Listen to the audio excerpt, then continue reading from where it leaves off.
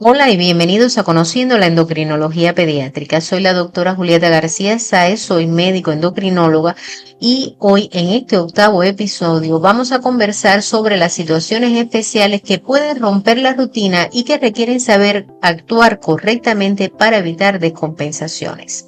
En episodios anteriores habíamos conversado sobre las fiestas, las celebraciones, las piscinas, el día de playa, del día de excursión, donde el reto principal estaba en el aumento del consumo de los carbohidratos simples.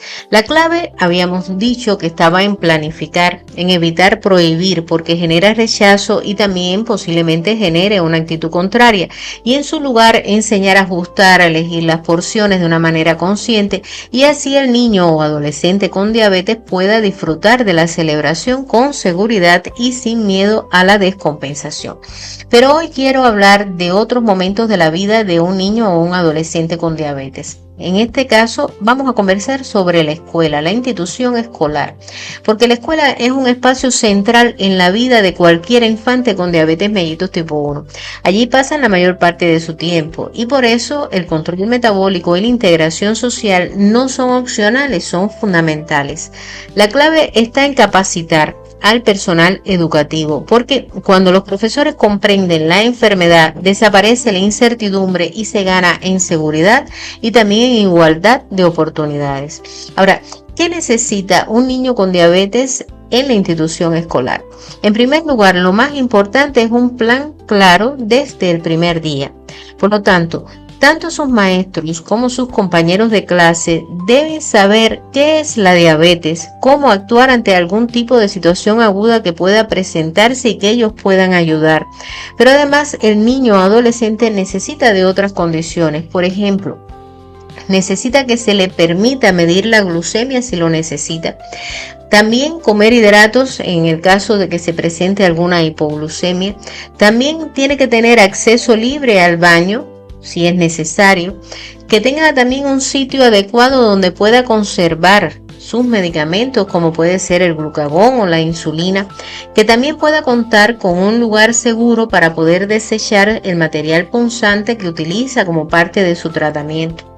En el caso del comedor, bueno, los padres o el adolescente también deben conocer el menú con antelación para poder calcular los hidratos y para poder ajustar la insulina. Y como cualquier otro niño, necesita también tener la oportunidad de poder participar en las actividades escolares, en los deportes, en las excursiones, pero para ello debe conocerlas con antelación, o sea, para poder tener una planificación previa. También es importante, por supuesto, dar flexibilidad en exámenes si existe una descompensación que lo impide.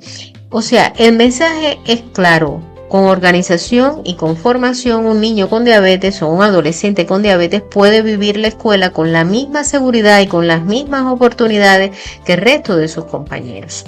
Después llega una etapa en la vida que a veces complejiza un poco incluso esta etapa escolar, y es precisamente cuando llega la adolescencia y cuando llega la pubertad. Sobre todo estos cambios puberales determinan la aparición de cambios hormonales que aumentan la resistencia a la insulina, lo que provoca una mayor variabilidad glucémica y la necesidad de ajustes mucho más frecuentes en el tratamiento.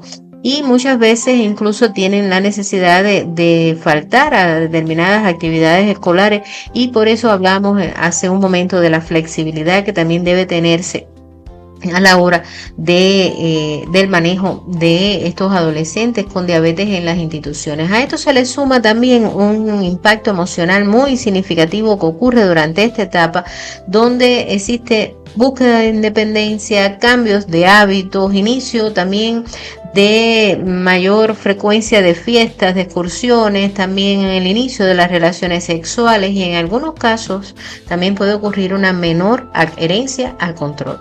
Entonces, reforzar la educación diabetológica y ofrecer apoyo psicológico son claves para que el adolescente con diabetes pueda mantener el control glucémico y también prevenir complicaciones en esta etapa de transición que es tan importante para el resto de su vida. Ahora, existe otra situación que debemos tener en cuenta y que muchas veces los padres, desde que se hace el diagnóstico de la enfermedad, muestran preocupación al respecto, y es la aparición de enfermedades intercurrentes. Hay algo importante y es que un niño con diabetes bien controlada no tiene más riesgo de infecciones que el resto de los niños. Ahora, el problema aparece cuando enferma, porque las hormonas de estrés pueden aumentar y se oponen a la acción de la insulina, elevando las necesidades de la insulina.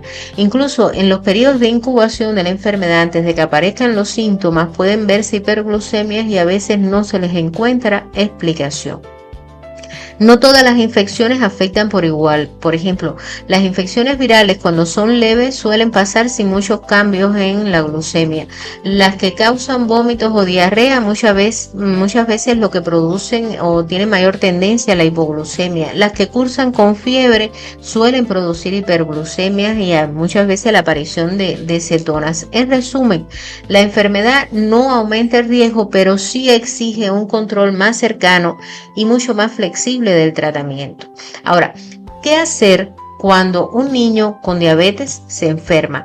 La mayoría de las veces el manejo puede hacerse en casa, siempre que sigamos con una serie de principios básicos que a continuación les voy a comentar.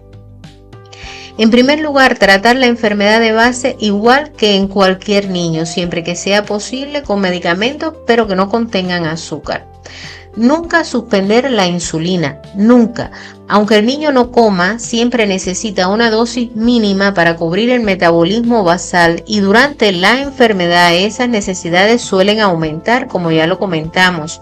Importante entonces, la insulina basal nunca debe suspenderse, retirarla puede precipitar, y escúchenlo bien, una cetoacidosis diabética grave.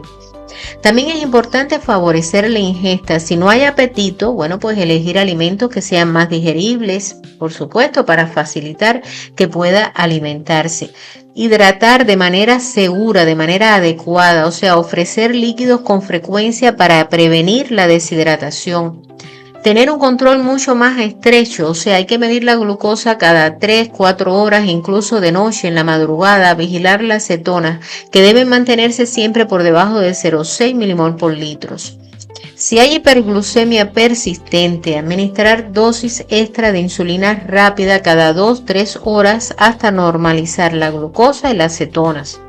Y en infecciones que tienden a la hipoglucemia, aportar líquidos azucarados y si hace falta reducir la insulina entre 10 y un 30%. El mensaje clave es simple: nunca omitir la insulina, reforzar los controles y ajustar según la situación. Con estas medidas, con vigilancia, con ajustes y con una buena comunicación con el equipo de salud, los días de enfermedad pueden manejarse de forma segura en casa. Ahora, ¿cuándo acudir al hospital? Cuando existen entonces señales de alarma. Los padres y los cuidadores deben saber reconocer cuando un niño con diabetes necesita asistencia médica urgente. Esto es importante. Primero, cuando aparecen signos de deshidratación. Segundo, si el niño vomita de manera repetida y no puede tolerar los líquidos por vía oral. Tercero, si aparecen síntomas de cetoacidosis, y también es motivo de alarma cuando la glucosa supera los 250 miligramos por decilitro y la cetonemia es elevada a pesar de haber administrado insulina extra.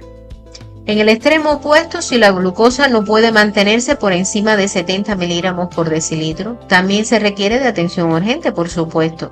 Y por último, cualquier cambio neurológico que presente el niño o adolescente con diabetes, o sea, aparece confusión mental, disminuye el nivel de conciencia, aparecen convulsiones, cualquiera de estos motivos son suficientes para acudir a una atención de urgencia. Entonces, la indicación es bien clara: el niño debe ser evaluado de inmediato por un profesional de salud ante la aparición de cualquiera de estas condiciones.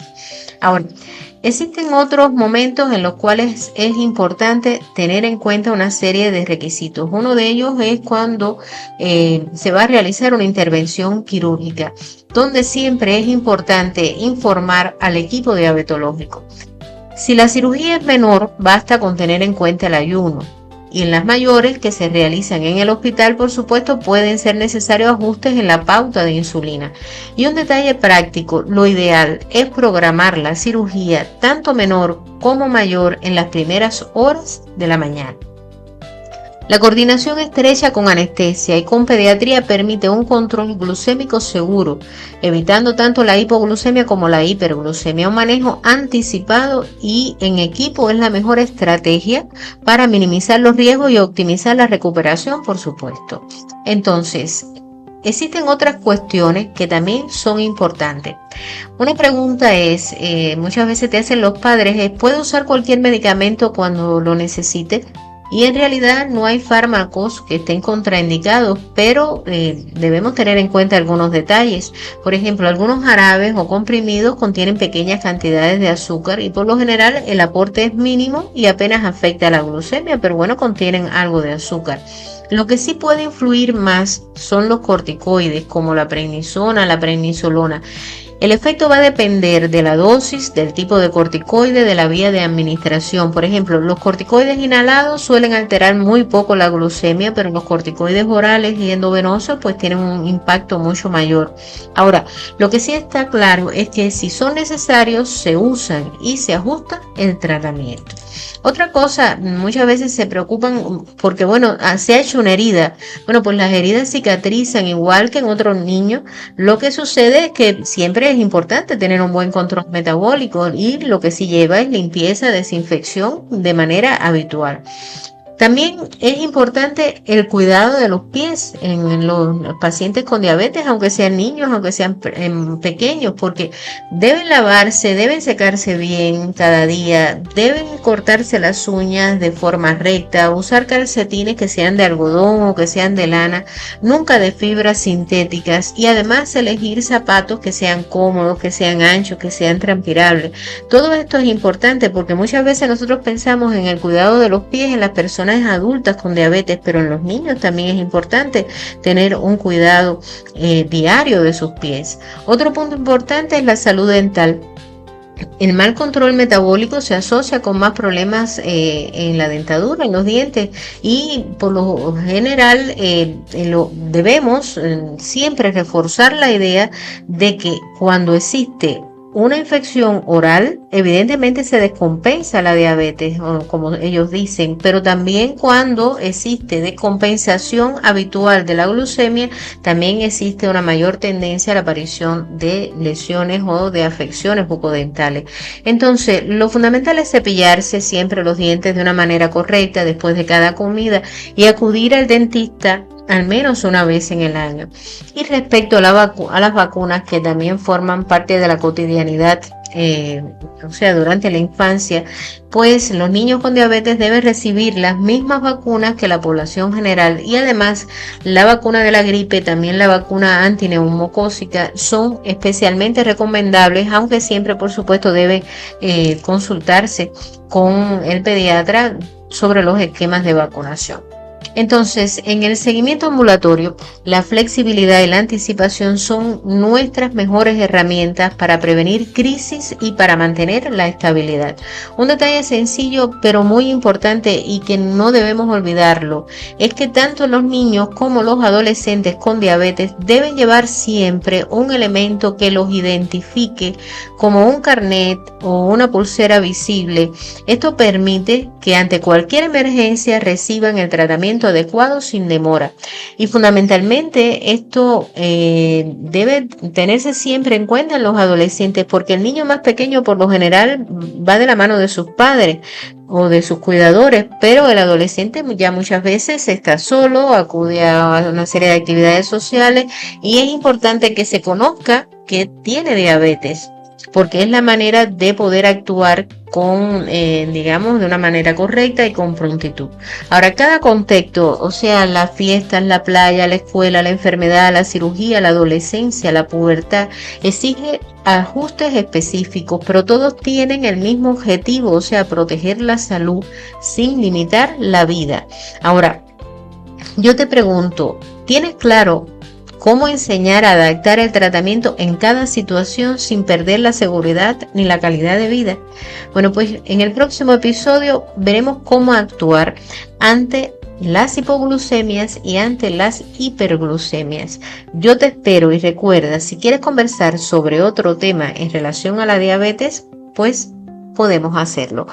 Muchas gracias por escuchar.